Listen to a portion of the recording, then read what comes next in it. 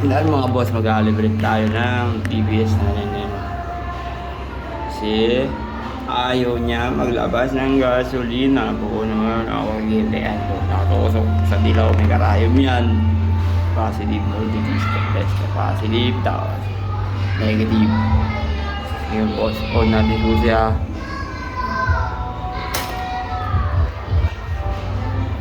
Yan, sakto lang yan boss. So, kapalo siya.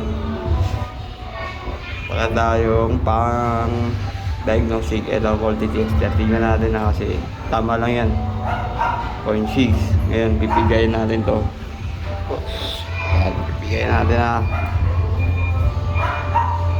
Yan, sakto lang, mabala sa sagad ko. Yan, sagad. Oh, yan, sakto lang siya kasi 4 volts dapat yan. Yan, sagad na yan boy.